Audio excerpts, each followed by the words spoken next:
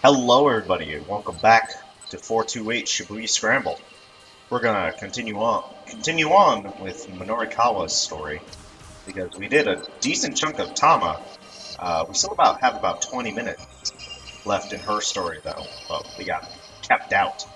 Uh, Her story might end a little early though, because I feel like she's had a decent chunk of content this hour already. But who knows? For now, let's go back to this choice, which I'm pretty sure has absolutely zero consequences. I'm going to be heartbroken. Give it a switch of blankets and empty slate. Hey now, no need for that, so just settle down. Got 2 minutes. 1 minute. No real reason. You know, a little magic show. 30 minutes left. Okay, alright. Blah, blah. Okay, dagger stare. Man's face went pale. Oh, what the fuck? Huh? What happened?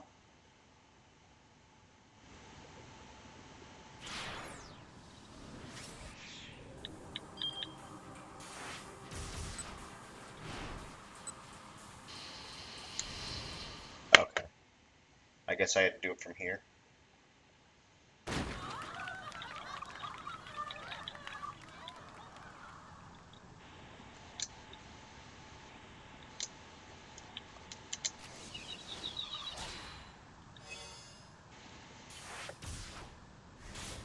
Are we good now, game? Are we good now?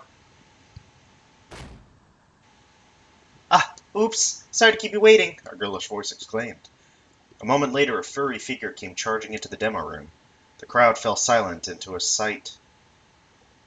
sight of a young woman in a cat costume. Cat Girl panted visibly. Her arms were loaded with cardboard boxes. You're late! The event organizer snapped. What the heck were you even doing? Grabbing the newcomer by one paw, he vanished with her into the back room.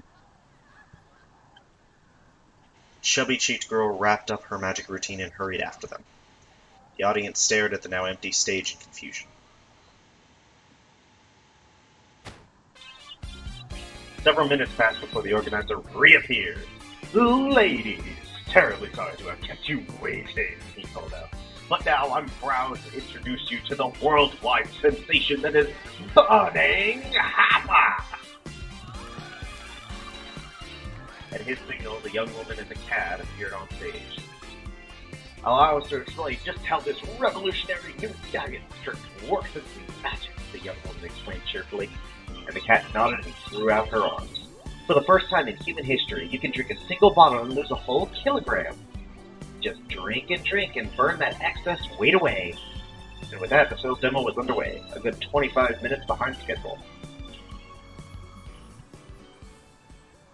5 minutes into the presentation, things began to go awry.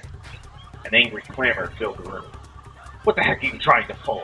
I can't believe you'd actually try to sell something like this. The outrage had been triggered by something the young woman on stage had said. She'd inadvertently let slip that burning hammer was the sort of thing you could buy at a 100-yen shop. The would-be customers were furious to learn that they were about to be played for suckers. Most of them had immediately tried to storm out of the room. Now the organizer, the fully figured young woman, and the girl in the cat costume were at the door, doing their best to hold back the tide. Things had gotten pretty interesting, really. Minorikawa pulled out his digital camera and started firing off snapshots of the angry crowd. Some modern digital cameras come with the remarkable ability to automatically trigger the shutter when the subject smiles. This function also works if the camera is presented with TV or photo image of people smiling. There are even cases of cameras recognizing faces in the wood grain of the ceiling. After all, if we make out faces in the wood, when we're gazing lazily up in the ceiling, we can't fault the camera for doing the same. Unfortunately, their frenzy was so intense that he was soon caught up in the flow and pushed out of the room. Fine, I guess I'll just need to do some interviews instead of getting pictures. Excuse me, he asked one woman. Would you mind if I asked you some... Shut your mouth! Would you mind telling me a little about... Don't you talk to me. Can I get a word on... Unbelievable. Just unbelievable. The women were so enraged that Mini Minorikawa couldn't get any of them to give him the time of day.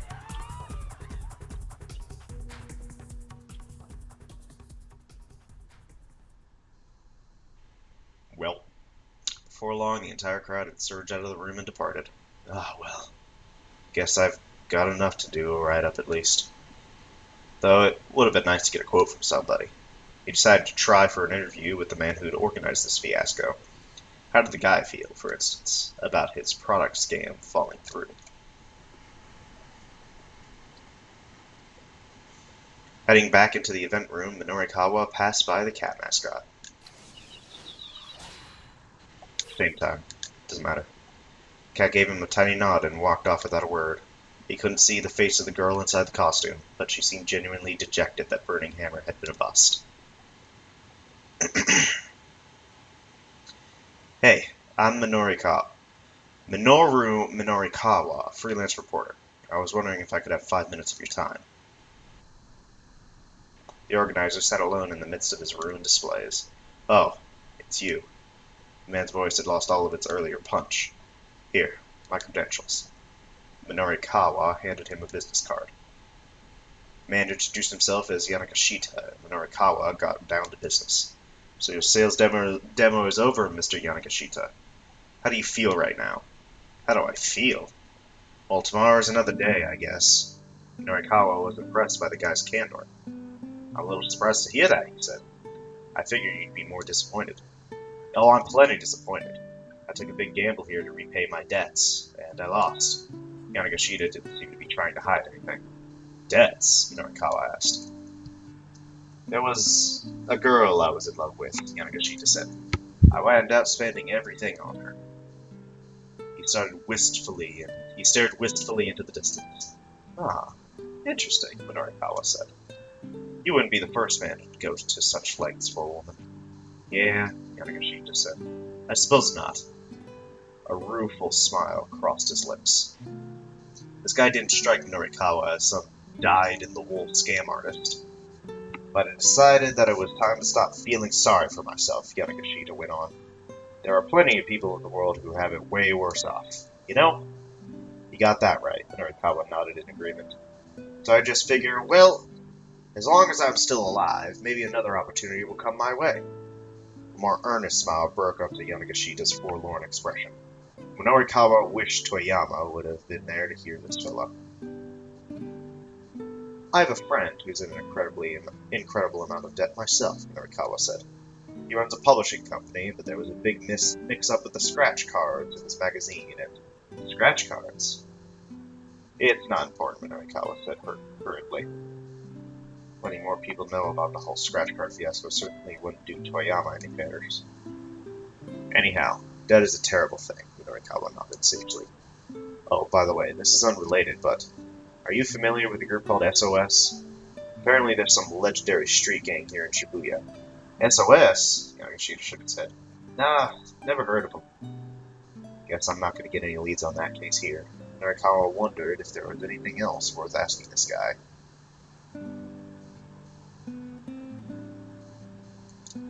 Maybe Yanagashita would be willing to take his Shibuya Now survey. Taking a little bit of burden off of Chiaki seemed like a good idea. I have another question.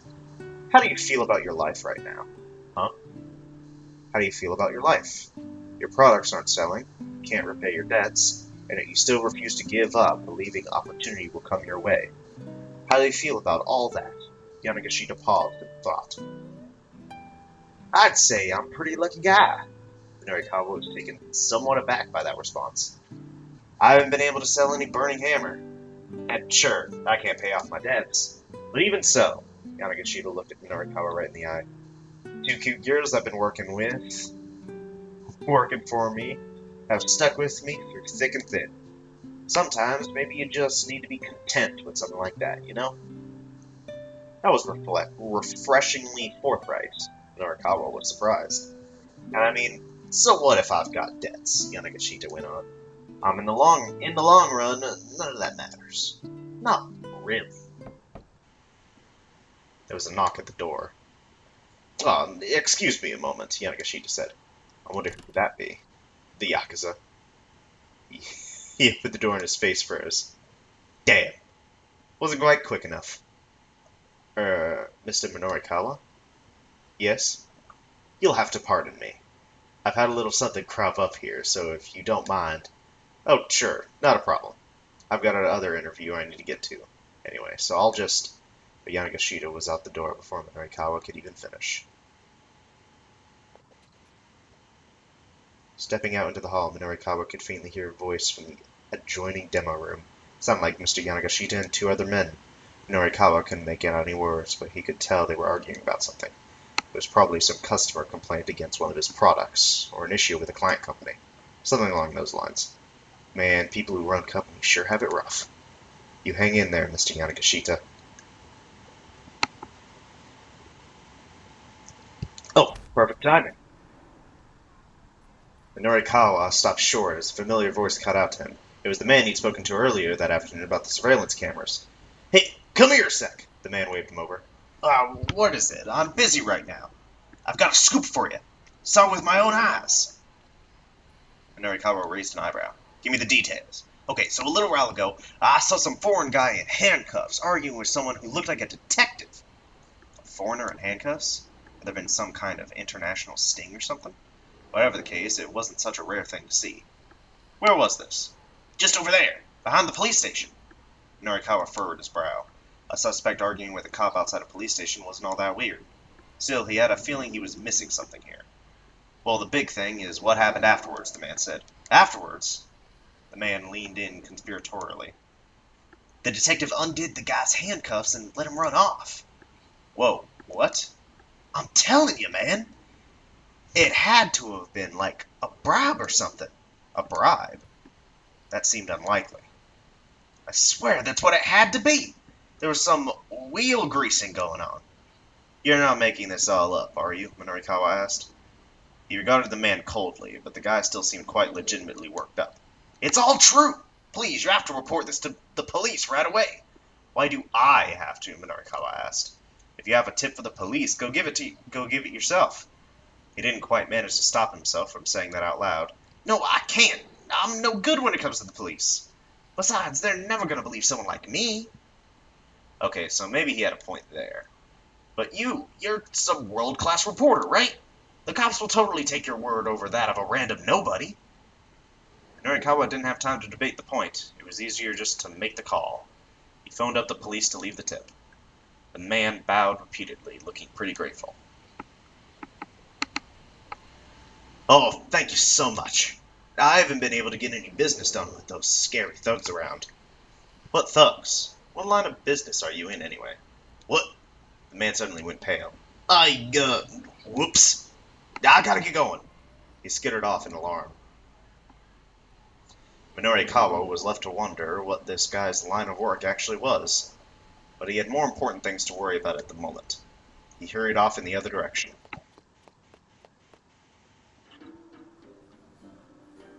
Before long, he arrived back at Café Leclerc. The clock on the wall showed that it was close to 2 o'clock. He had to somehow fill 6 more pages before the loan company came to heavy publishing to collect. He booted up his laptop. What's with this coffee shop? Said a low, stern voice. You've got no good magazines here. Minorikawa looked up. An older man was complaining to one of the waitresses. It was the same guy who'd been yelling at his daughter earlier. Evidently, he had been here at the cafe this whole time. Haven't you got any magazines for me to read? The man's face was a mask of irritation. Minorikawa glanced at the magazines in the rack. They were mostly geared toward a younger reader. The waitress sifted through the stacks and pulled something from the back. Perhaps this would be to your liking, sir, she said. Not an issue of 4-star general gossip. Don't be ridiculous, the man spat dismissively. This is vulgar, low-grade filth. I wouldn't even use the paper it's printed on for compost. That was a harsh way to put it, but Minorikawa couldn't fault him for speaking the truth. The man continued grumbling as he went back to his seat.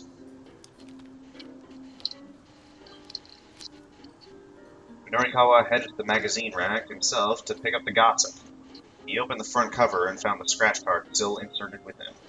If these things were still out there, it was bad news.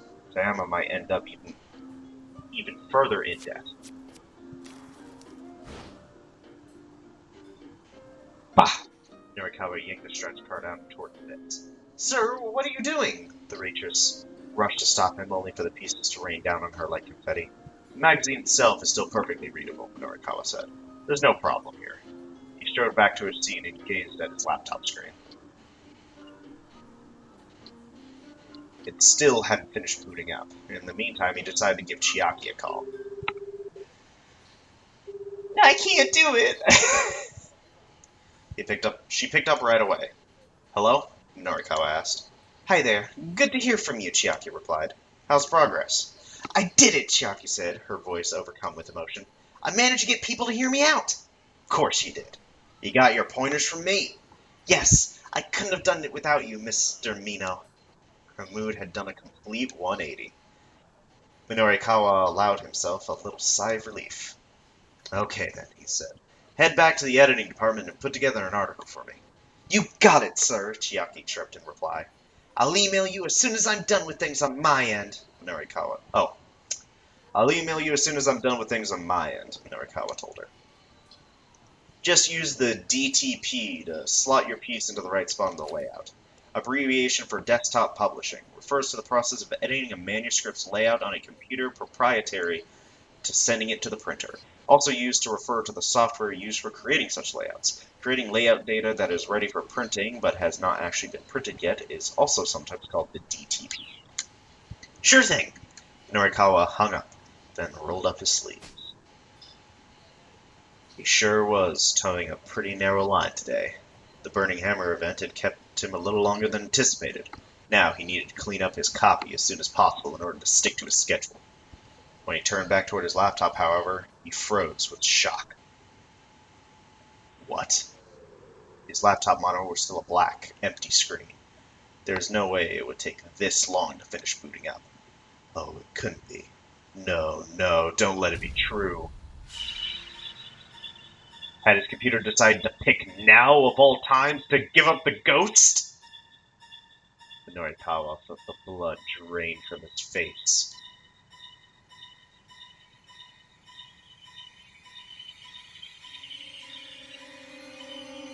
Oh no. To be continued.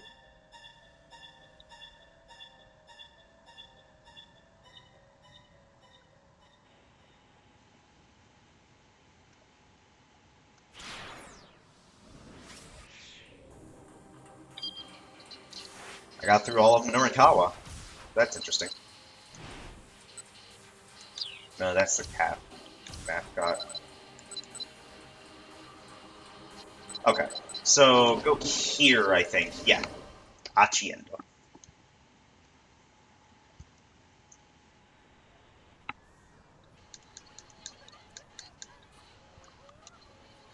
A couple.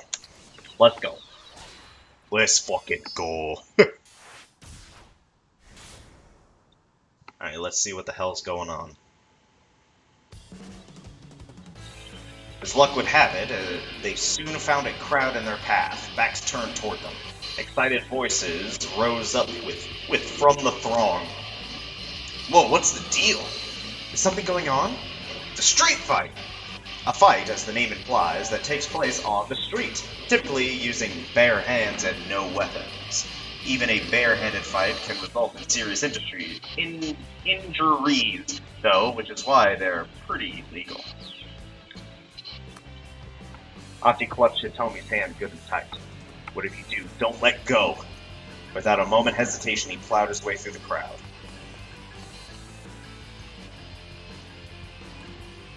Merging on the far side of the gathering, Achi saw the main road ahead. Cars were zipping past in a steady stream. What do we do? There were too many cars for them to rush across the street without getting hit. But they couldn't exactly just sit and wait for the light to change. And they certainly couldn't go back the way they came. The pursuers were getting closer and closer. Hitomi! Achi shouted. We're going across! What? Dragging Hitomi by the hand, Achi darted out into the street. Moving purely by instinct, he wove his way through the gaps between the speeding cars.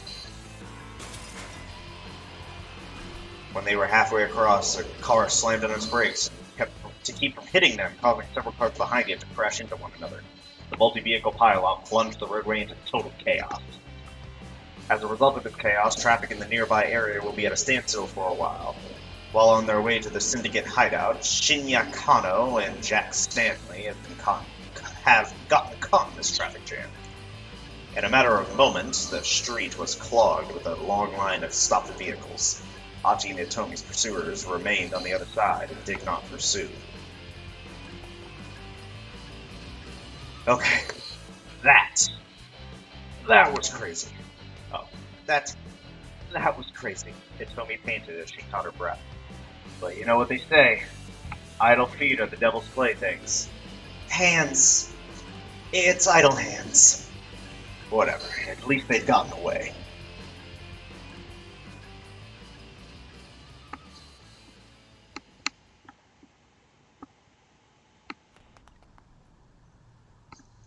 Come on, let's go. Achi led the way down several twisting side streets before slowing his pace. By now, Hitomi was slumped and panting heavily. He wanted to give her some time to rest, but if they hung around, their pursuers might still find them. He looked around and spotted a multi-tenant building, and the nearest door was open. Bundles of flyers were set out near the entrance.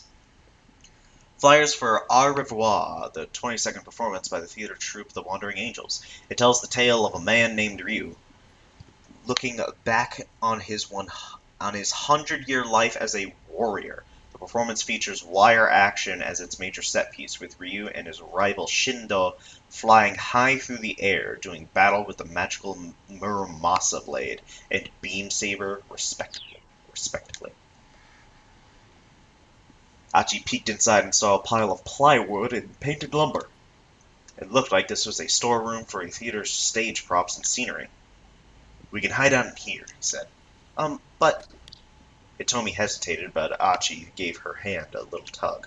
It'll be fine. There's nobody around. They stepped into the storeroom, and Achi quickly shut the door behind them. We should probably rest for a bit, he said. There was a wooden platform set up beside a large piece of plywood. Achi picked up the magazine that had fallen on the floor and spread it atop the platform's dusty surface. Here, now you can sit without getting your clothes dirty. Thank you. Hitomi quickly sat on the seat. We should probably turn off our cell phones, Achi said. It could be really bad if they rang at the wrong moment. The two powered off the phones. Achi took a cursory look around. It didn't look like there was any way in or out besides the door they'd come in through. There was a single window set in the wall, but it wouldn't open far enough to let them through. Ah! Ah! Hitomi let out a quiet gasp. Someone was outside the storeroom. Achi put a finger to his lips, and Hitomi gave a fearful nod. The window's frosted glass blocked any real view in or out. So long as they stayed quiet, they ought to be safe. Whoever was outside pressed their face to the frosted glass, trying to get a glimpse inside. The blurry visage of the foreigner who attacked them was dimly visible. Like the man with the cane from before, this guy was quick to catch up. The man pounded on the glass. Achi swallowed the lump in his throat. If this guy got in, they had nowhere to run. Achi turned to Hitomi.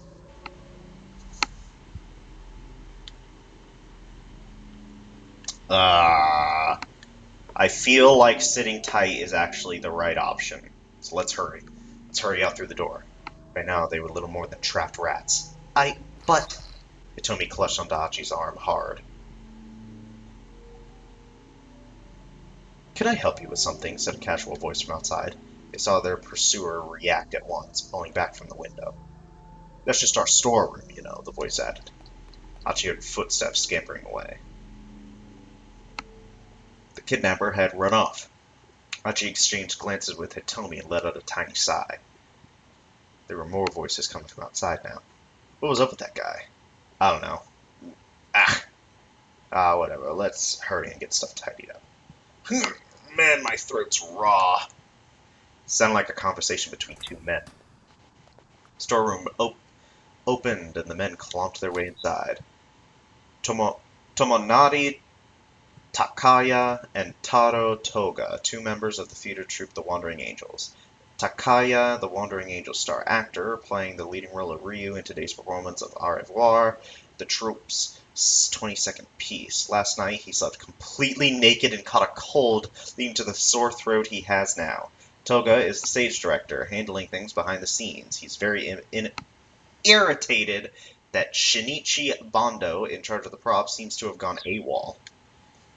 So what are we getting? Yeah. Let's grab all these folding chairs over there. The producer said we're going to need a lot more seats all of a sudden. Mr. Orai said that? Going all the way for the troops' last hurrah, huh? Beats me, man. In no real hurry, the man went about carting the folding chairs away. They didn't notice Achi or Hitomi sitting silently in the shadows. Not to change the subject, but how come we're using a dry ice machine and not a smoke machine? Maybe that's why my throat's bothering me. Yeah, it's pretty weird. Nobody's even operating it, and it's still drawing a ton of power. Think it's defective? Achi and Hitomi waited for the two men to finish up. If they were spotted, it would probably cause a scene, and worse still, it might alert the men who were hunting them. Once they've carted off the rest of the folding chairs, the men closed the storeroom door. A foreigner could still be somewhere nearby, though, so Achi decided they should hide out in the room a little longer.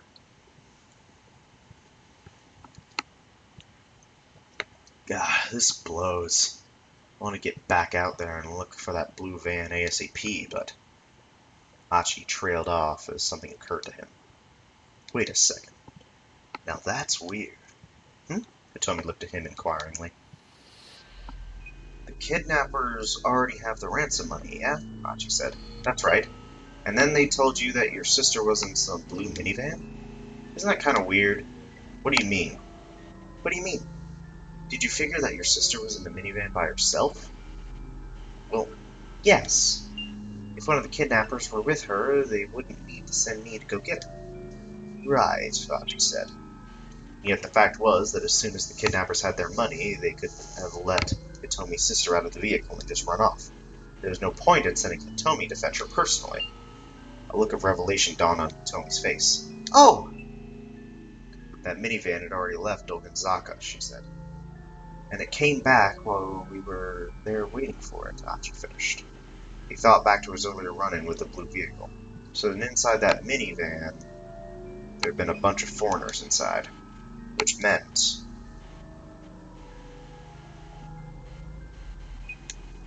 the kidnappers had been trying to ambush Hitomi. They told her that her sister was in the minivan to lure her to it, and the kidnappers had been lying in wait inside.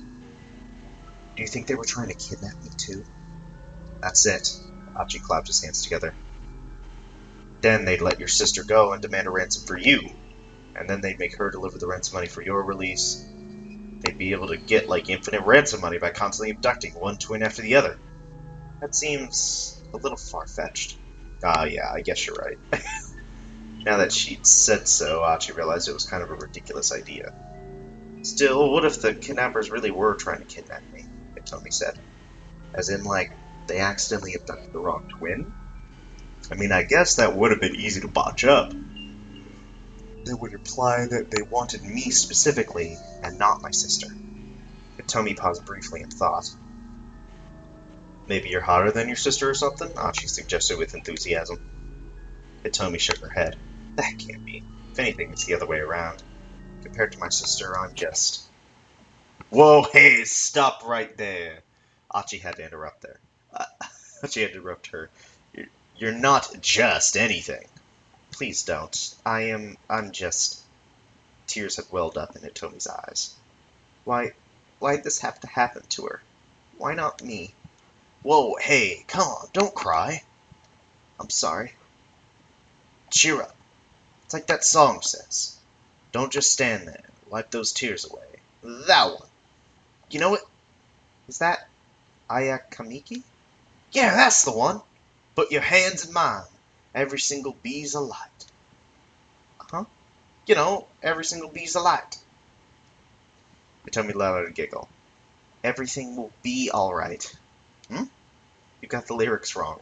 It's everything will be alright. Ah, right. Yeah, I guess that makes more sense, I guess. Achi's mouth curled into a sheepish smile.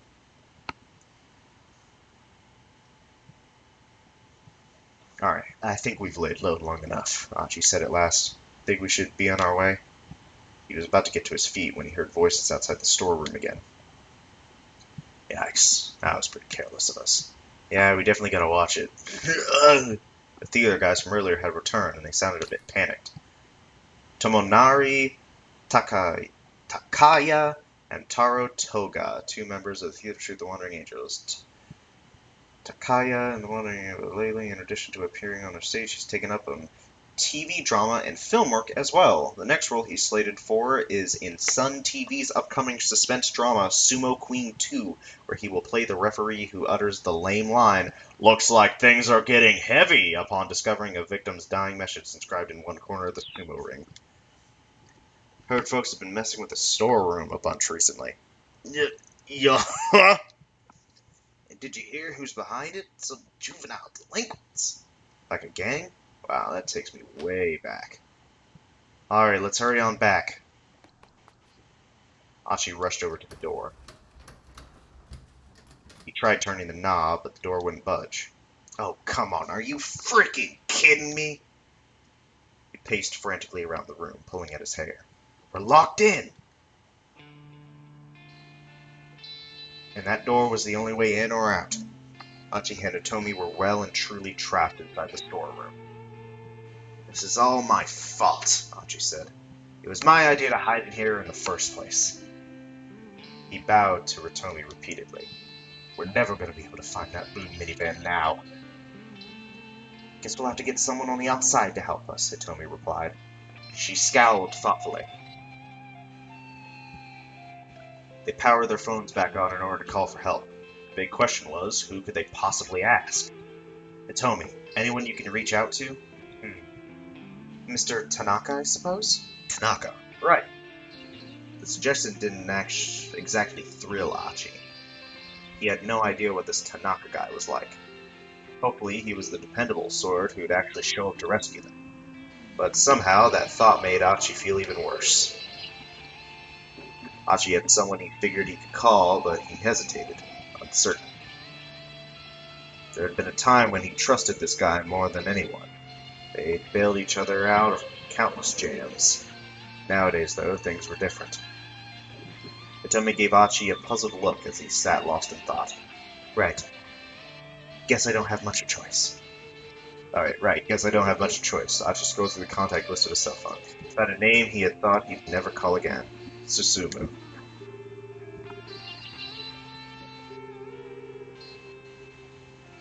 Yo. Achi, is that you? Susumu's voice was low and guarded. Look, I've got a favor to ask you. I'm in a real bind here. Huh?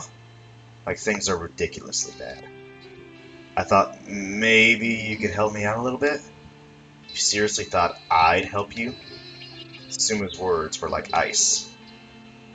You messing with me or something, man? Now he sounded a touch angry as well. Painful memories flashed before Achi's eyes. Right then. Sorry to bug you. Just forget it. Susumu hung up before Achi was even finished talking. No dice, Achi said to Hitomi with a lopsided frown. She looked back at him, her expression a mirror of his own. What should we do? What should we do? I guess we're back to Mr. Tanaka. Guess so. You want to go ahead then? Oh, you want to go ahead then?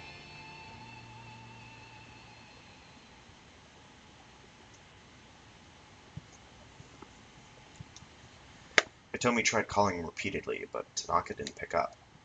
What could have happened? She muttered under her breath.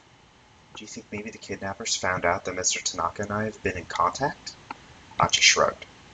It looked like they were just going to need to find some way out of here on their own, and then maybe look for the minivan themselves. Achi strode over to the door and grabbed hold of the knob. He tried giving it a good, sturdy pull. No good. The thing won't even budge. That door opens outward. Wait, really? Achi gave it a push. It still didn't open. He kicked it. Oh! The door wasn't nearly as sturdy as Achi had expected. I think I can make this work. He backed out to get a running start, then kicked the door with all his might. Hey-ya! Door went flying off its hinges. Oh man, that was way too easy. Achi stepped cautiously out of the storeroom. He quickly scanned the surrounding area. There was nobody in sight. Looks like we're in the clear, he called. But Hitomi didn't come out, nor did she reply. Hitomi? She had her phone in hand, apparently still trying to get in touch with Tanaka. With a tiny sigh, Achi leaned against the wall and waited for her to finish. Well, doesn't look like I'm going to have any luck. Doesn't look like I'm going to have any luck, she said. You know we can leave now, right? Are you still holding out hope for your Mr. Tanaka? It's not that. I'm just a little worried. Oh yeah? Okie dokie then. I'll just, wait around here. Okay, I'll be right with you. Uh-huh. Achi shuffled his way back outside. Ow. Ah, crap. By the time Achi could finish processing his thought, he was already laid out on the ground. His jaw hit the asphalt hard. He bit the tip of his tongue clean off. The taste of blood filled his mouth. A moment later, he took a sharp blow to the head. He was done for. All the energy drained from his body. His mind whirled. His vision grew hazy. He began to drift from consciousness. Back when he'd run with Susumu and the others, he'd never left himself exposed to a surprise attack. There were plenty of times when he'd taken a punch that sent him reeling, only to spin away and come back swinging. This time, he hadn't even seen it coming. It was his last mistake. Guess I've let myself go soft. Achi grimaced inwardly, muttering in a voice no one but he could hear. Hitomi, I'm so sorry.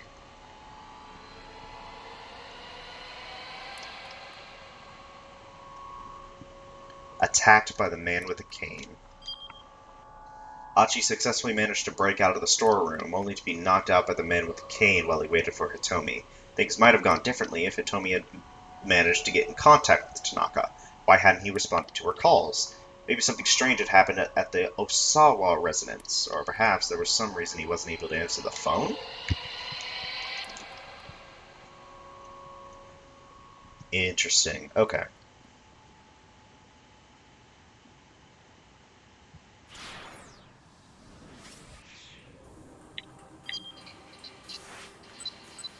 So let's... No, not Street Fight. I don't think. No, wait, I think it is Street Fight. Yeah.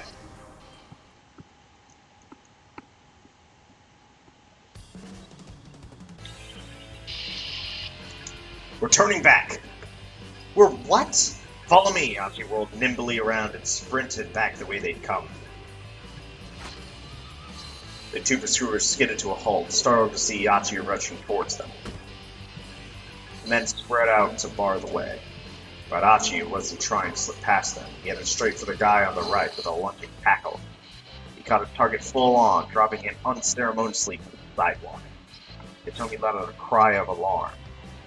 In the moment that Achi had been knocking down one opponent, the other man had snatched her up, so Hitomi was definitely the one they were after too.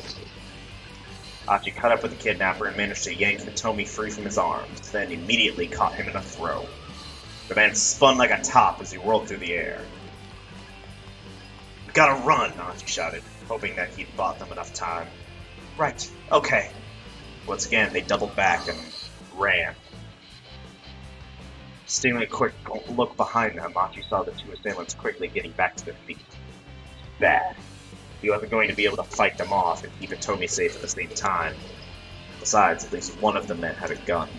With Atomi still in tow, he sprinted in the direction of the main road. Happily, the light had turned red and the traffic had come to a stop.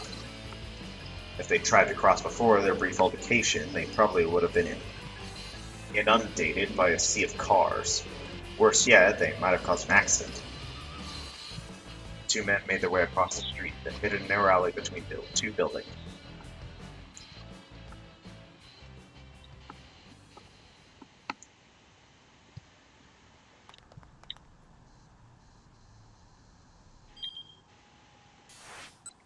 And then that's it. Okay.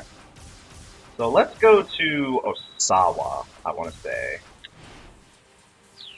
And also, because of this change, yeah, he no longer has a jump point. I feel like my first was probably the correct choice.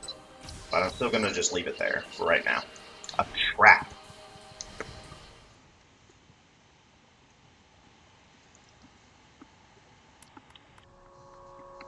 I don't deserve to be forgiven for what I've done. We may have both done the same thing, but my motives, those were different. And so I don't regret what I did.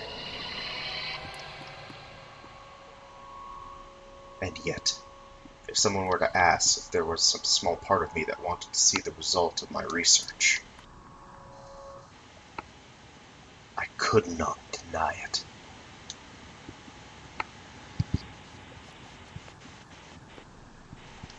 Osawa grabbed a shoe from the entryway and then headed for the back door. He didn't want the detectives in his living room to know he was going to meet with Makino. That pest Kajiwara was nowhere in sight. Now was his chance to slip away. Gotcha. Speaking of the devil, Kajiwara had snuck up behind him. Are you going out? The detective asked. No. I was just...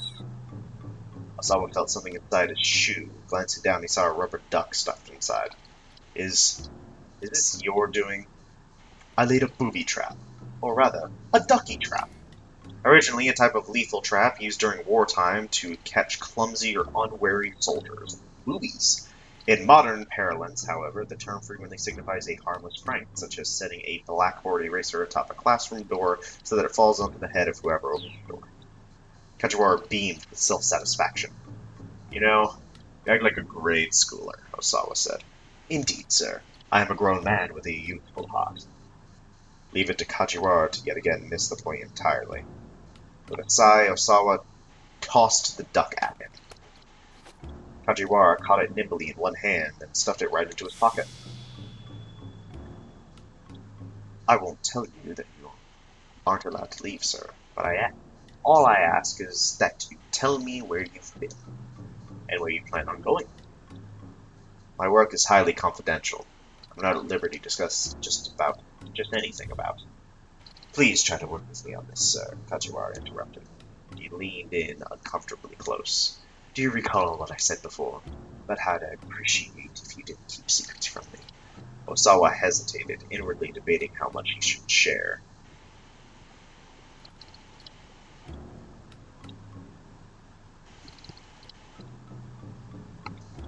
Decided to keep this a secret. It doesn't concern you. All right, the detective said. In that case, I just have one condition. Please take this with you. He introduced something that looked like a small transceiver from inside his coat. What's this? It's a bug tracker, sir. It'll beep in response to a nearby listening device. I don't need this. He pushed Kajiwara's hand aside and the bug tracker fell to the floor. Mr. Osawa, you must underestimate the lengths to which these kidnappers might go. For once, the detective's face was all seriousness. All right, fine. Osawa snatched up the device and headed out the door.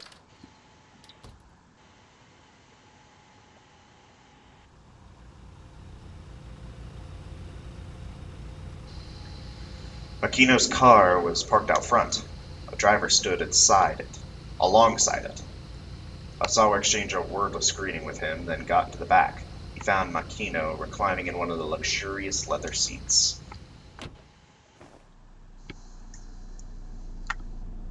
Now then, Makino said, what did you want to ask me about? Lighting a cigarette, he glanced alongside at Osawa. I was hoping you could explain the situation to me, sir. Which situation would that be? So you were still going to beat around the bush even now? Osawa suppressed an urge to shout at him. Are you the one who let the antiviral out of the lab, sir? Yes, that was me. Makino didn't bat an eyelid. So why had he been so coy a few moments earlier? But how? The fingerprint authentication system is almost unbreakable. Getting access to the storage room would... He trailed off as a thought suddenly occurred to him. It was not strictly true that fingerprint authentication was the only means of entry. Osawa and Tanaka had both set up passwords as a failsafe in case an injured fingertip somehow prevented them from operating the scanner properly. But these passwords were 10-character alphanumeric strings. No one could have just haphazardly fumbled their way in. Could Makino have sent a request to the electronic locks manufacturer and asked them to unlock it then? No, that required the approval of 6 board members, and Osawa was one of those 6 people. There really seemed to be no way of getting in without leaving any trace. You're absolutely right, of course, Makino said with a grin, as if reading his thought. I couldn't gain access to the lab without you and Tanaka. But I didn't have to. He exhaled a large plum of smoke. You remember when we released the samples for animal testing? No, it couldn't be. Osawa broke out in a sweat. But it could, Makino said. I had them divert some of the samples intended for animal testing. Naturally, that didn't leave any record of anything being taken from the lab. Osawa bit his lip, hard. He couldn't help but feel betrayed by his company. But why? Makino let out a nasal, one-note chuckle. You don't seem to grasp just how valuable this thing is. What do you mean by that, sir? Makino lowered his voice. There's a major world power out there that has already weaponized the Uo virus. For a moment, Osawa thought this was just a sick joke, but the look on Makino's voice told him otherwise. I've been informed that it was recently used on a military installation in the Middle East. Within 12 hours of dispersal, there were at least 800 casualties. If you include civilians, the number jumps to over 2,000. Any evidence of the disease agent of the bomb that delivered it has, of course, been covered up. Osawa listened in amazement. His outrage that any government would commit such an atrocity not quite suppressing his excitement at discovering that the virus could be propagated by explosive means.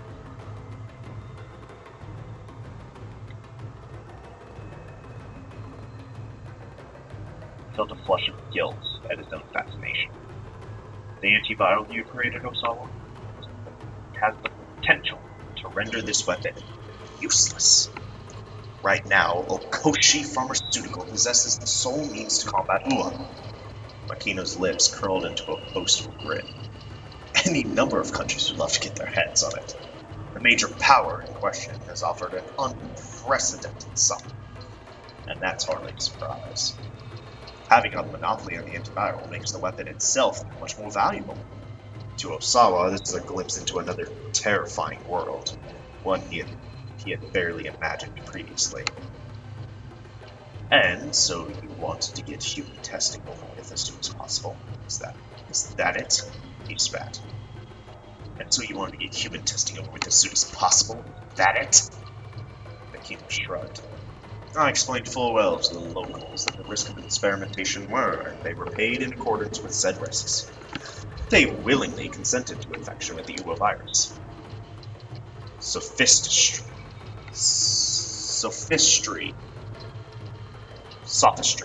Osawa huffed. Nothing more. Use money to deceive a bunch of poor farmers. Come on, Osawa. Who's being disingenuous now? Makino eyed him with contempt and let out another puff of smoke. I know you, Osawa.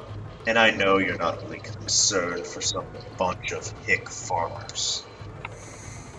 All you care about is your research. The thing that's really nagging you right now is that someone went ahead and did the final clinicals without you. Oh, spare me the ridicule, sir. As a virologist, I have a moral duty to... To what? Makino barked. Go to the media with this? Do you have any idea how much money the company has thrown into your lab to keep it up and running? Osawa's lab has incurred expenses of roughly 30 billion yen in developing the antiviral medication. Akoshi Pharmaceutical spends approximately 200 billion yen per year on research and development. Osawa's work is the single most costly element of that budget. Osawa gasped. I do appreciate all the company has done for me, sir. He spoke so quietly that his voice was nearly inaudible. In any event, Makino said, now that you know about the human testing, I can't let you go to America. How do you know about that? He'd insisted that I keep his planned relocation a secret, but apparently she told her father regardless. If you insist on making the move anyway, I'll use any means necessary to stop you. Makino regarded Osawa with a bloodshot gaze. Any means necessary? Osawa swallowed a lump in his throat. Sir, you don't mean that my daughter's kidnapping was... Don't be ridiculous, Makino said before Osawa could finish. Of course that wasn't me. Nevertheless, I'll do what I must to keep you in line. Remember that. Understood, sir. I'll turn down the U.S. job offer. Osawa heard his own voice like the thin drone of a tiny insect. He left. He felt utterly powerless. I can't simply take your word on that, Makino said. Do it now. I want to hear you do it myself. He jutted his jaw toward the phone in the backseat console.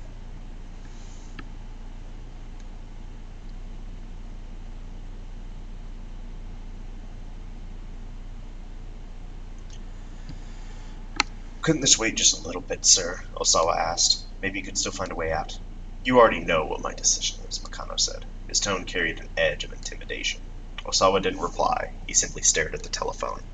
He felt like an insect who'd had all his legs plucked off. You need to think about your wife, too. Makino's words were barely above a murmur. Realizing that his boss was speaking as Ai's father, Osawa couldn't bring himself to resist further. He reached out for the phone. It would be around 10 p.m. local time for the American firm. He decided to call his contact's personal phone. The headhunter was shocked to hear that Osawa wanted to climb the position. When he pressed for the reasons behind the decision, Osawa hung up. Visibly relieved, Makino lit up a fresh cigar. Sir, there's one thing I don't understand. And what's that? Osawa's head was feeling fuzzy. The smoke inside the vehicle had gotten extremely thick. If someone has this top-secret information, why wouldn't they threaten the company as a whole? Why send those emails to me personally? I'm not sure. There's an internal investigation already underway. We'll find the source of the leak soon enough. At this point, though, Osawa wasn't sure knowing who originally leaked the info mattered much at all to him. If you'll beg my pardon, then, sir, Osawa said. He put his hand on the door handle. A sudden high-pitched chirp sounded from his pocket. The bug tracker Kajiwara had given him had picked up a signal. Is that your cell? Makino asked. Oh yes, that's mine. He hurriedly hopped out of the car and reached into his pocket. Is everything all right, sir? The driver was still waiting outside the car. He leaned toward Osawa, looking concerned. Was it you? Osawa stood close to the driver. Did you send me those emails? What are you talking about, sir? Don't play dumb with me, Osawa said. You're the only person who could have planted a listening device on a company car. Listening device? The driver raised an eyebrow in confusion. What are you after? Sir, what are you talking about? Who told you to do it? Tell me! The driver fled back into the car. Osawa clutched the bug tracker hard as he watched the vehicle pull away.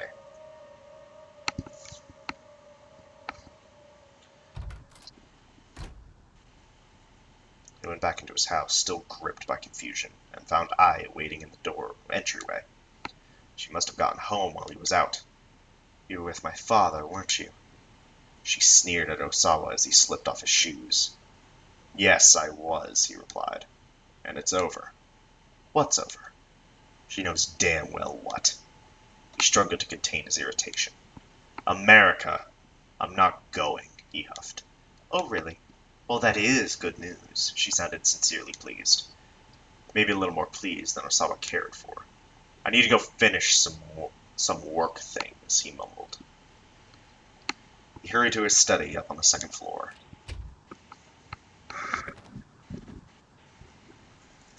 He threw himself down in front of his computer. There hadn't been any progress on the investigation, as usual. Just how long was this all going to go on for? Were all kidnapping cases this drawn out? A specialized victim support system belonging to the Special Criminal Investigation Unit has been deployed at Osawa's house. The members of this team are all specialists who have received training in such skills as negotiation, high-speed motorcycle and automobile driving, running phone traces, special communications, and phone records acquisition. Osawa was growing more and more uneasy. He could barely contain himself at this point. Wasn't there something, anything that he could do? He glanced over at his monitor. That's an idea. I could look up kidnapping investigations on the internet. That might give him some insight into the current situation. Kidnapping, police investigations, hostages. He typed the 3 keywords into the search field. The engine pulled up over 100,000 hits. He scanned the beginning of the list for anything that might be useful. One of the site links caught his eye. How the police do it. It looked like a page containing information on various types of police cases. He clicked on the link for kidnapping cases and began to read. Even if the hostage wound up safe in the end, the site informed him the police lost face if the culprit got away. And if the hostage were killed and the kidnapper evaded capture, the media would have a field day. This made apprehending the suspect an absolute necessity. Even if a person's life was on the line when it came to a kidnapping case, the police prioritized making the arrest. Taking his hand off the mouse, Osawa sat back and thought. He wasn't going to be able to relax until he heard Maria's voice again. But if the police prioritized arresting the suspect, why were they just letting things stay in limbo now? Didn't they have the crooks under surveillance? He couldn't wrap his head around that. The internet hadn't been able to give him the info he'd hoped for at all. Unable to do anything for Maria but wait, he turned his thoughts to how his opportunity to transfer to the US had passed him by. The research facilities in America would have been top tier. Some part of him still couldn't quite accept what had happened. He stole a quick look back at the door, then surfed to the Ayak Amiki fan community for people 40 and over. Whenever something was weighing on his mind, posting to these forums seemed to turn his mood back around. He knew that now wasn't really a time to be doing this, but he needed to do something to calm and quiet his mind. He started a new forum topic. In the title field, he wrote Aya Kamiki, expanding into the US. With Aya Kamiki still at the height of her popularity, does anyone think it would be exciting if she had ventured into the American market? I know I would. She's not the sort of artist who deserves to be confined to Japan. She should be recording at an American studio staffed by the industry's best. I'd love to see her career really take off over there. He wound up getting into a little back and forth with himself. Hopefully, he'd get a response from someone else soon. A sudden shrill noise startled him so much he nearly cried out. His heart fluttered like that of a young child who'd been caught in some prank. Realizing that the sound was coming from the bug tracker, he pulled it from his pocket and took a few breaths to steady himself. Evidently, someone had bugged his study as well. Tracker in hand, he walked toward the center of the room. What direction was the signal coming from? He tried heading over toward the window. Here, maybe? Next, he headed over to his desk. Here, too? The bug tracker was picking up signals from all over the room. Had there been that many listening devices planted in here? Mr. Osawa? It's Kajiwara. Ah, perfect timing. Osawa hurried to let the detective into the study. Bug tracker's picking up signals. Oh? Yes, from all over the room. What should I do? Mr. Osawa, please calm down. As if that's even possible right now. Feels like there must be 10, no, maybe 100 listening devices in here. Kajiwara didn't miss a beat. Let me be honest with you. That bug tracker is broken. What? Osawa was dumbfounded. Broken? But this is the one I got from you, right?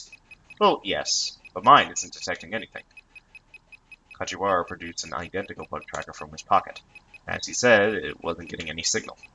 As I recall, Mr. Osawa, that one was dropped on the floor when I was trying to hand it to you. Ah, yes, that's right. That must have been when it broke, sir.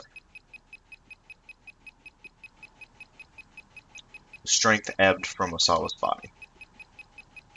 He didn't even have the mental energy to be angry anymore. He gave the tracker a whack with the palm of his hands and the beeping stopped. Right, he said. What can I do for you? Kajiwara clapped his hands together as if he'd just remembered something. Ah, right. We have a big problem. The toilet again, Osawa sighed. No, it's not that. Something worse. Kajiwara's face turned grim. Something worse?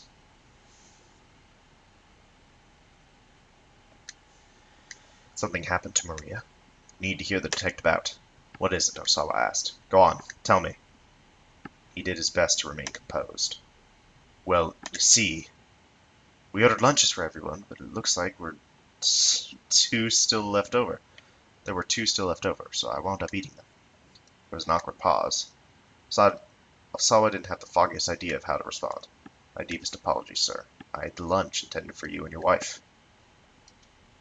Kajiwara bowed profusely, and I really do need to apologize. They were onkatsu bento boxes. They were delicious. The meat was so tender, and the batter so crisp. With each and every bite, the rich flavor just filled my mouth more and more. Osawa felt a blood vessel burst in his skull. Listen, you. Get your goddamn act together, or... He didn't get to finish that thought. A pathetic little gurgle sounded from his stomach. Ah, see, Kajiwara said. You are hungry. He fussed sheepily with his hair. At the talk of food, Osawa realized abruptly that he hadn't eaten anything since the night before. Shall I make something for you? The detective asked. This is all my fault, after all. You can cook? Osawa wasn't sure how thrilled he was at the idea of Kajiwara helping him. You mustn't judge people based on outward appearances, Mr. Osawa. Alright, fine. Go right ahead, then. His newfound hunger was making it hard for him to think.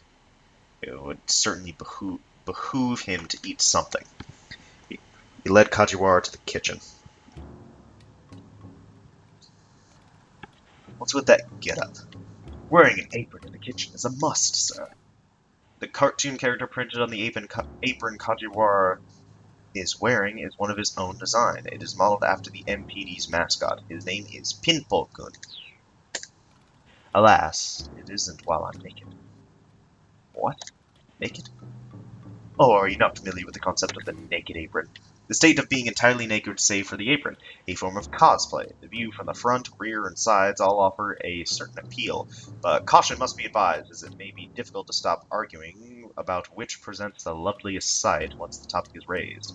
There are similar, more sexualized naked styles as well, such as the naked sock, the naked shoe, naked necktie, naked ribbon, naked scarf, naked collar, and so on. I could demonstrate if you like. No, that's quite alright. Where'd you get that apron, anyway? It's mine, sir.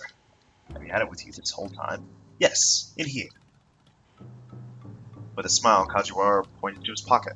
Of course, Osawa eased himself into a chair. His hunger was making him feel weak, and Kajiwara was making him feel like he was losing his mind. Oh, this is bad, the detective said. I need to whip something up for you fast. Something's definitely wrong if you don't even have a comeback. Osawa felt his anxiety mounting. Just what sort of food was this insufferable oaf going to make, anyway? Probably nothing worth eating was his bet.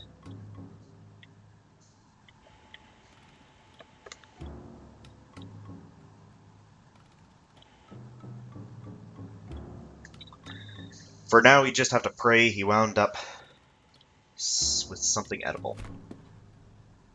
Kajiwara peered into the refrigerator. Goodness, you are remarkably understocked, he said. Let's see. Could you please put these in the dinger, Mr. Osawa?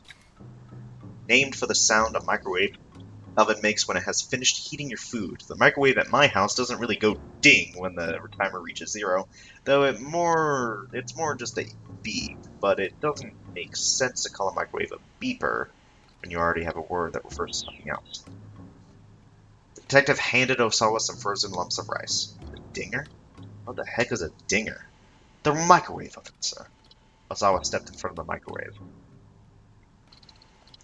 Unfortunately, he had no idea how to work the controls. You should thaw that rice out as soon as possible, Kajiwara told him. I'm actually not sure how to operate this thing. What? The detective gasped. You don't know how to use a microwave? Osawa could only nod in silent shame. It should be just as simple as turning the dial. Wait, which one? That one, sir. The one on the right. Osawa turned the dial, then crossed his arms with a satisfied grin. Mr. Osawa, you need to put the rice in first before you do that. Well, then why didn't you say that? Osawa snapped. I've never worked in a kitchen in my life. Don't ask me to do things that are this difficult. Very well. I'll handle this from here. Why don't you get out the bowls and the chopsticks then, sir? I have no idea where the hell those are kept. Kajiwara let out a heavy sigh. Alright, then please just sit and wait, sir, he said. And here, take this. Kajiwara pulled out a sheet of bubble wrap from his pocket. Use your fingers to pop these bubbles. That should help you calm down. Too drained to argue, Osawa did as prompted, starting to pop his way along the sheet.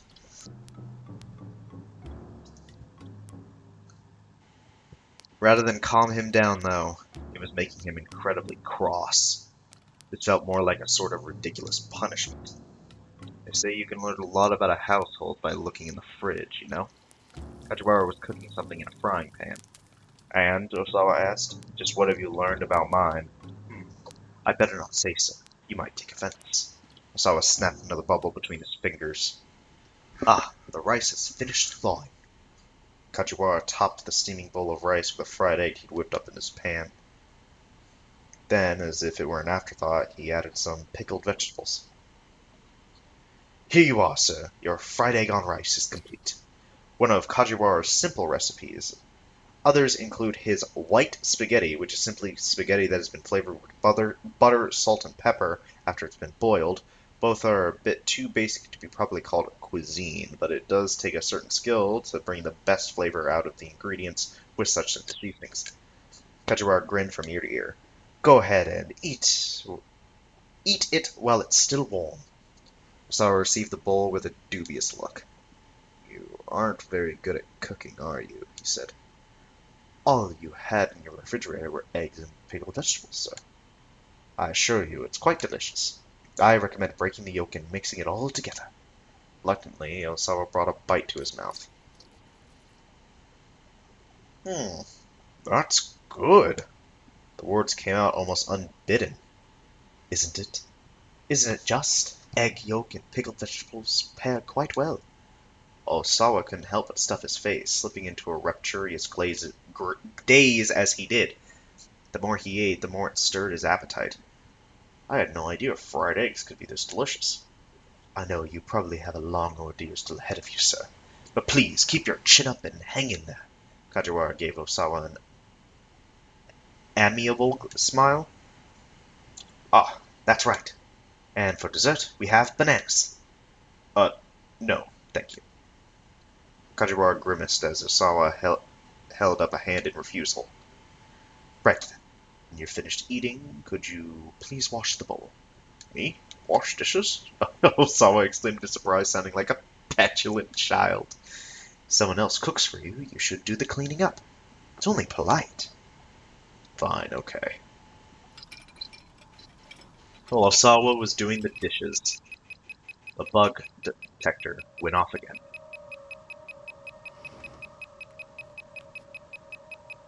Director, if you have a moment. Snaka poked his head into the kitchen.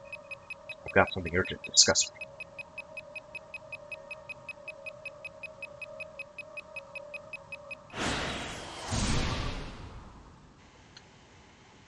Uh-oh. Keep out.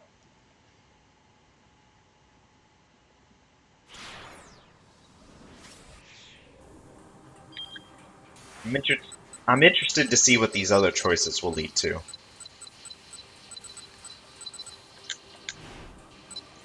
Cornered by Kajiwara. That's a fucking terrifying face.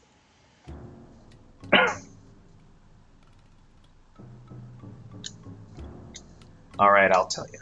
Just leave me in peace. One of my colleagues is waiting for me outside. Who is it? I'm sorry, that's all I can say. Could you tell me a bit about what you'll be discussing? Kajiwara leaned in even closer. His eyes twinkled with suspicion. I can't share corporate secrets, detective. Like how you don't tell me anything about the state of your investigation. It goes both ways. It might have been childish reasoning, but it worked on Kajiwara. All right, the detective said. In that case, I just have one condition. Please take this with you.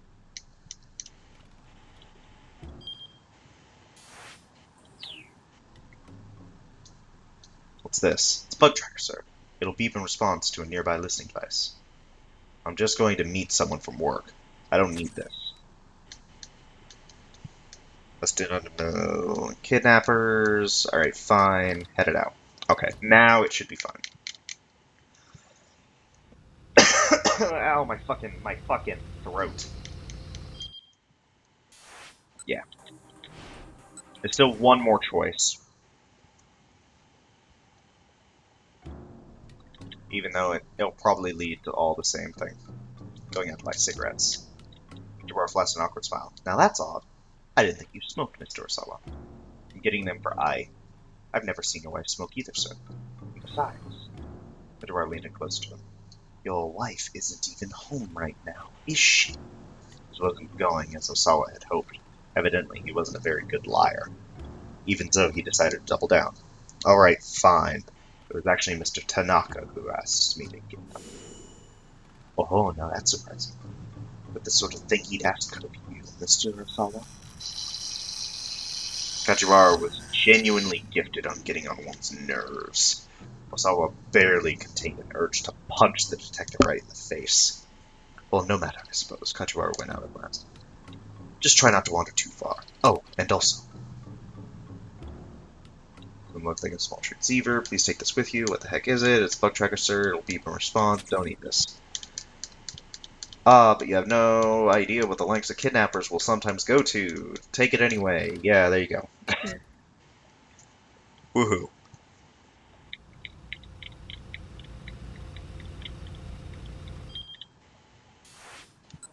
Alright. And then pressure. This is also probably going to be the same. But I might as well see anyway.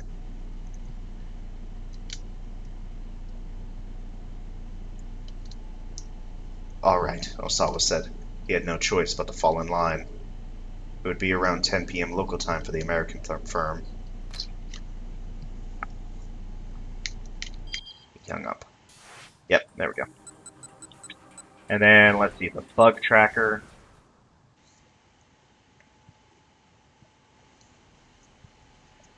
Something worse? Fuck off.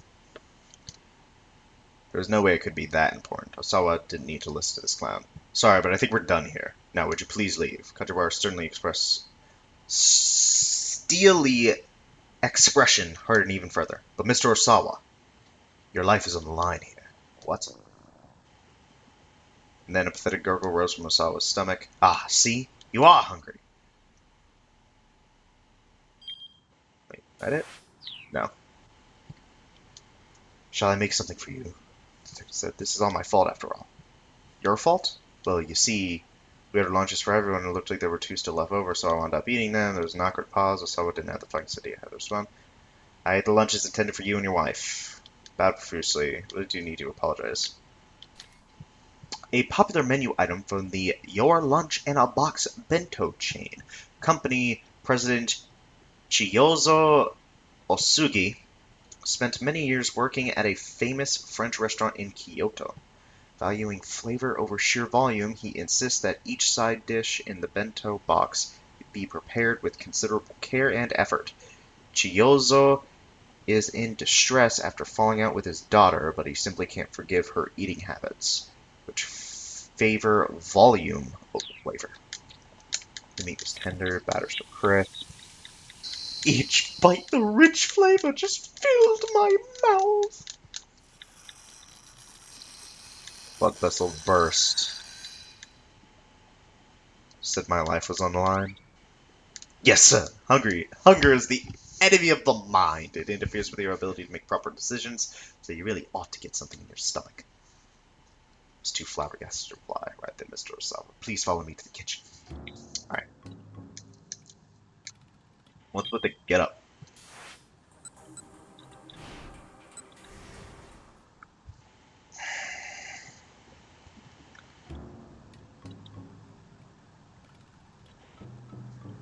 Hey, Tanaka.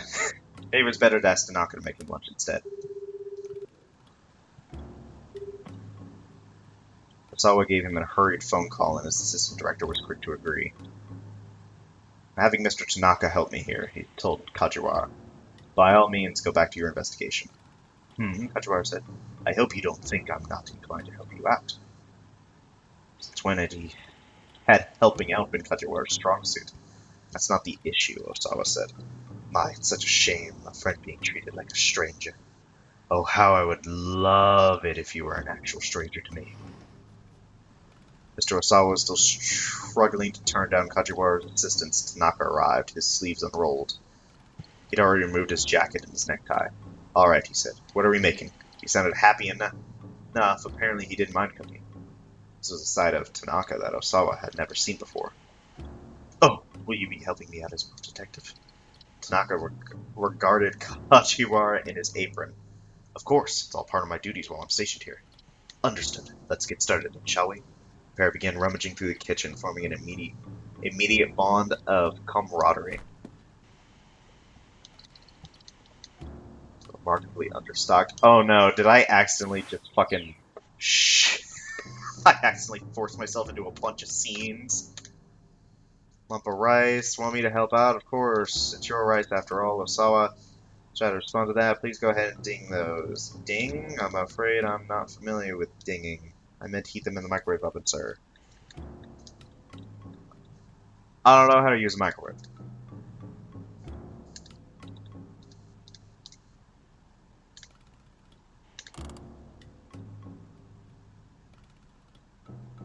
Should be as simple as turning the dial. Osawa turned the dial labeled thaw, then crossed his arms with a satisfied grin. Mr. Osawa, you have to put the rice inside first, then turn the dial.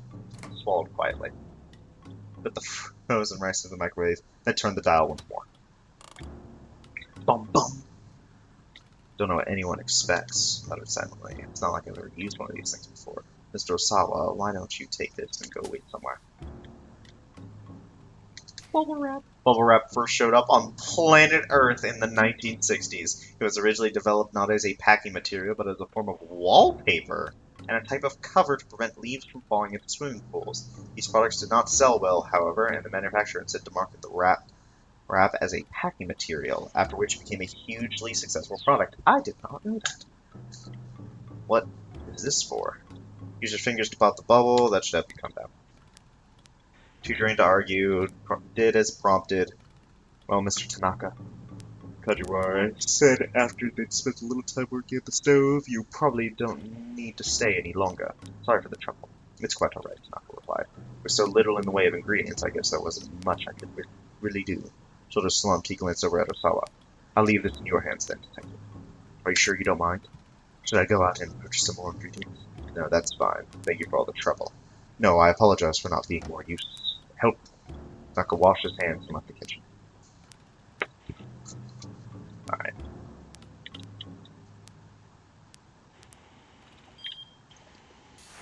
Alright, there we go.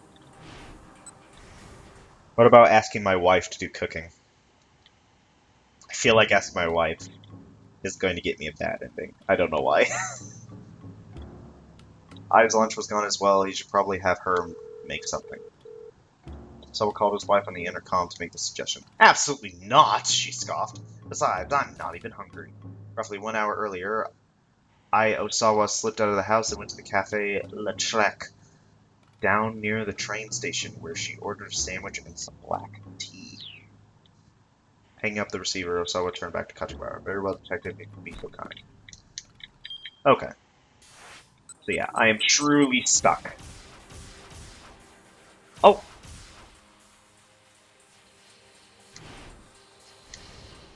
Wait, was them not being able to call all because he was working at the kitchen? Really? Anyway, storeroom again. Pretty careless of us. Gotta watch it. See the guys. Blah blah blah.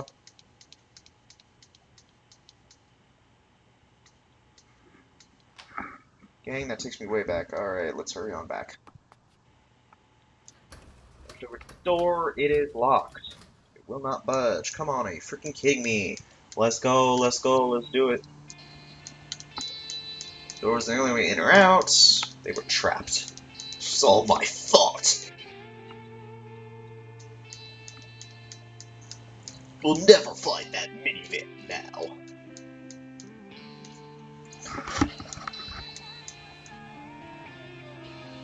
Oh, Hitomi chirped. That's me. She took a look at the LCD display. It's an email from Mr. Tanaka. Oh, okay. Hitomi began typing out a response with practiced ease. More wild disillusions rose in Achi's mind. Ideas or fantasies conjured up in one's mind with no logical or factual basis. People can become deluded for various reasons, about a whole host of different subjects. Thankfully, Achi's delusions here are more of an ultimately harmless sort.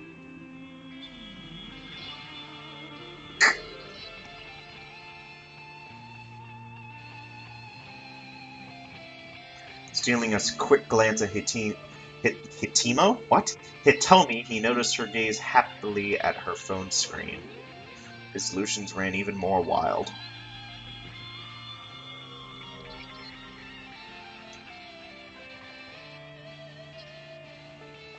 While he was still fretting furiously, Hitomi finished typing her response. So, what did you wind up saying? Achi asked. I explained the situation. That we're trapped in a storeroom. We've got some guys chasing after you, and you're looking for some van. Yes, I also asked him to please keep this a secret from my family and the police. Oh, the first sentence was Achi's. Second sentence. Okay, yeah, whatever. Whoever this Tanaka guy was, Hitomi sure seemed to put a lot of trust in him. A short while later, Hitomi's phone chimed in with a reply. She checked the screen in a flash, all eagerness. Achi...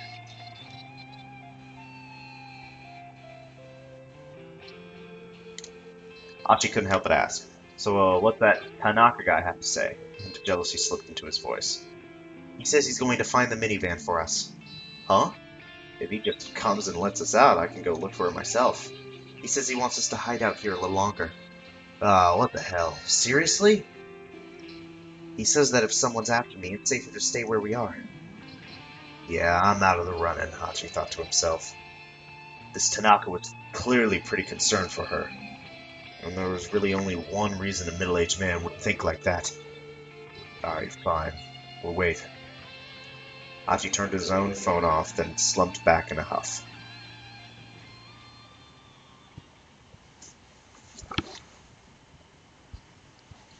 After 20 more minutes in the storeroom, the two were sitting in silence. Achi had run out of things to talk about. Do you think you'll ever be friends again? Oh, do you think you'll ever be friends again? You and that one guy? Susumu, I think it was? Hitomi's question caught Achi off guard. He stammered, unsure how to respond. Hitomi shook her head. I'm so sorry. I barely know you. That was insensitive of me. Nah, it's alright. I mean, sometimes I wish things could go back to the way they used to be, Achi said. He let out a tiny sigh. What that Kiryu guy said was the truth. I was the guy who founded SOS. Do you know what I mean by that? Hitomi gave a slight nod. I mean, I never wanted to be in charge of a gang or anything. But I knew that if I left, SOS would just fall apart. I didn't want anyone else to get all caught up over who would take my place, you know? So I thought long and hard about it. Looking for a way for folks to stay friends even after I was gone.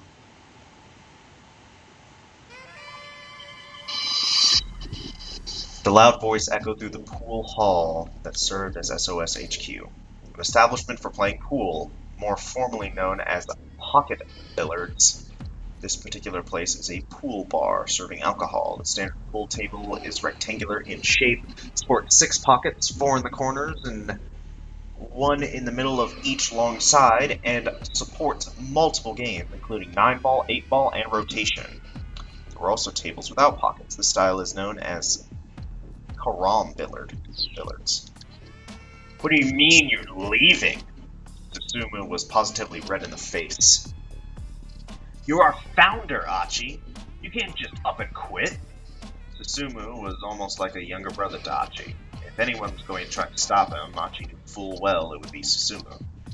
Look, I'm not gang leader material. All I've been trying to do is make sure we're all able to have fun. That's not true, Susumu said. Think about all that stuff you taught us. Don't you remember? Every man gets to make one request in his life that cannot be denied. Those are your words, Achi. Did I say that? It's the heaviest thing you've ever said. Then, to Achi's consternation, Susumu got down on his hands and knees. I'm begging you, please don't leave. Without you, SOS is nothing. Achi could feel his conviction waver. I'm begging you here from one man to another. This is my one request. Susumu, I'm sorry. Achi could barely croak out the words. I'm leaving you in charge. You can't, Susumu pleaded. Please don't say that. Achi turned his back to him in silence. Please, Achi, why won't you listen? I can't possibly beg any harder than this.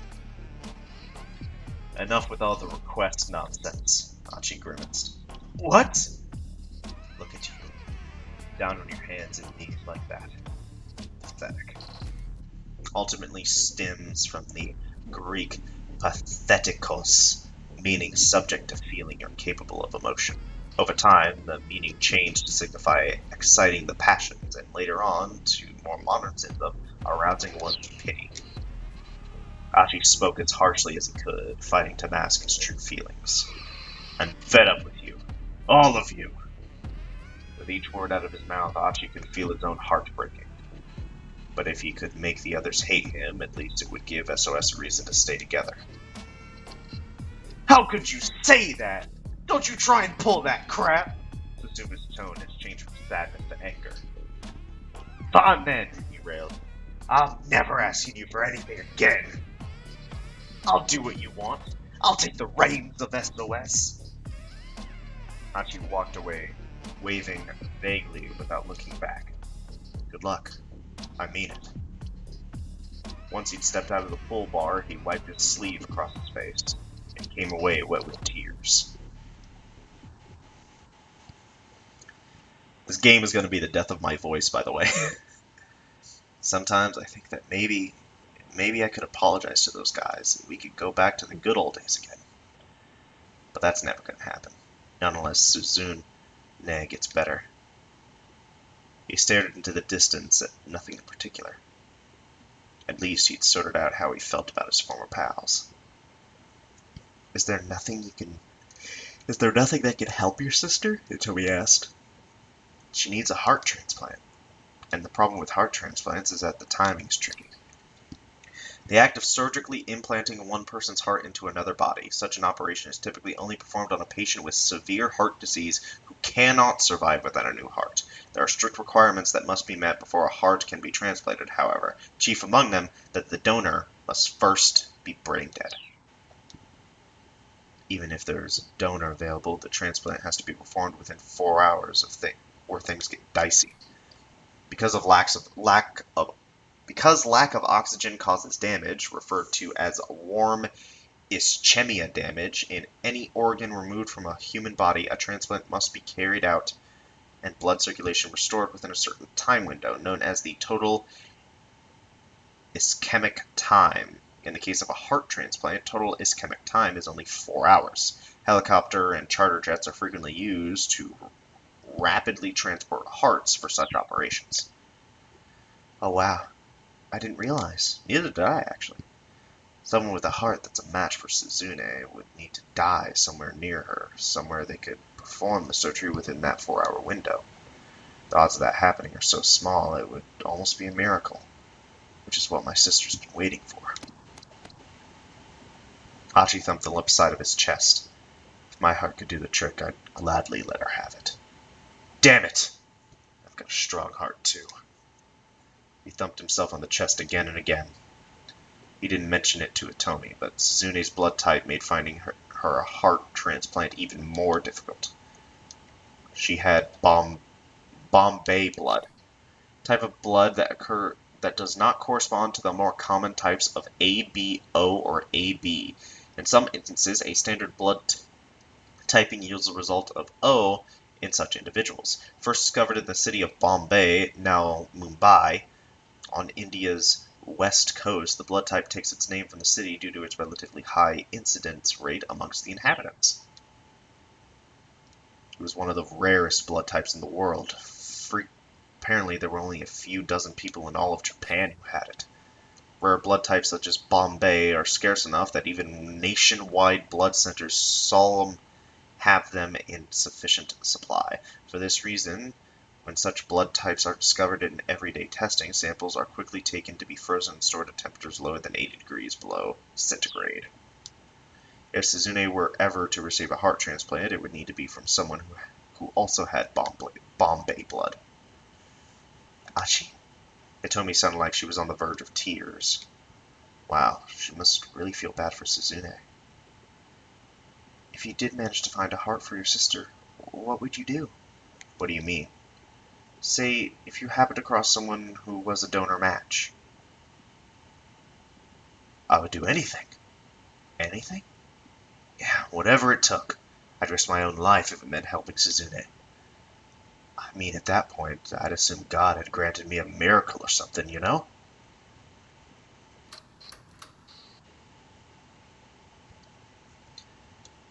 Mr. Tanaka? Unfortunately for these two, it's not Mr. Tanaka. Right now, Tanaka is in the Osawa residence on his way to speak with Kenji Osawa, who is washing dishes after lunch. Hitomi's voice was barely a squeak. For a moment, all was silent. Maybe it's just a cat, Achi suggested, or not. Suddenly, someone hit the door. Hard. It sounded like they were trying to break the lock. You really think that's Tanaka? Achi asked. I'm not sure. If it were him, I think he'd probably say something. Achi grabbed Hitomi's hands. Better hide. The two of them slipped behind a large piece of plywood stage dressing. The door swung open with a loud creak. Cane Man! In stepped the man with the cane. What the heck? Achi whispered. What's he doing here? Gun drawn, the assassin prowled slowly around the storeroom. Achi and Hitomi crouched behind the plywood prop, trying not to make a sound. The man moved out of their line of sight. Achi gazed longingly at the door. Achi risked a peep around the corner of the plywood. He still couldn't see the man with the cane. The door was maybe 5 meters away. What should they do?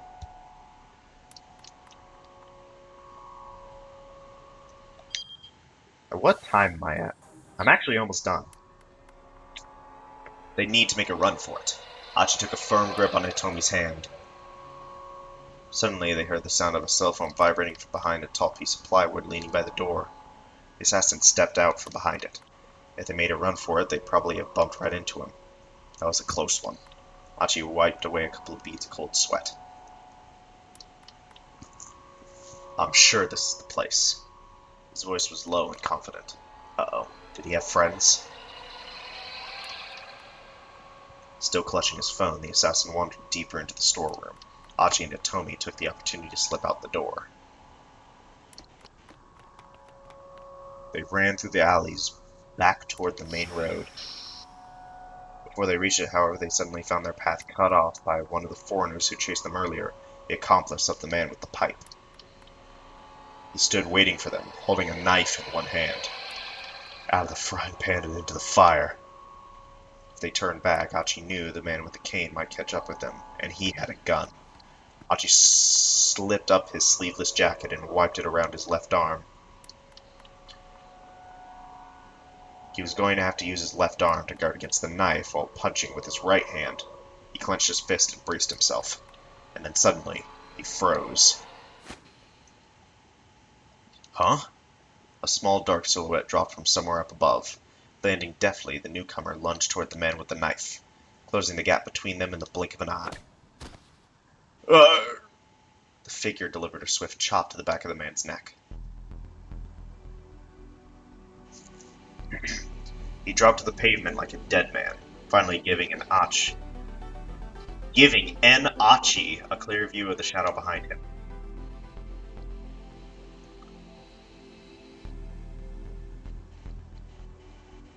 Achi couldn't believe his eyes. It was a small-statured young woman with Middle Eastern features.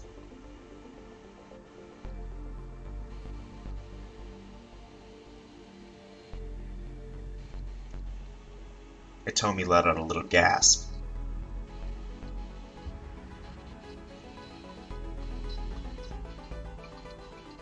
Kanan?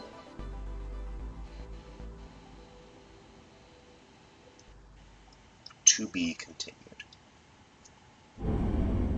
Broom.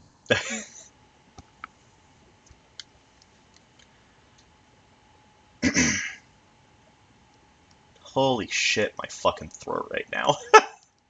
The absolute state of my fucking voice. I feel like I'm close to death at the moment. I'm almost done with Osawa and Tama, and then I have not I have not even touched Kano's yet. So we'll get to those next time. Hopefully we'll be able to finish up the rest of this time block next time. So thank you all for watching, especially if you got this far. And stick around, because there's a lot more to come.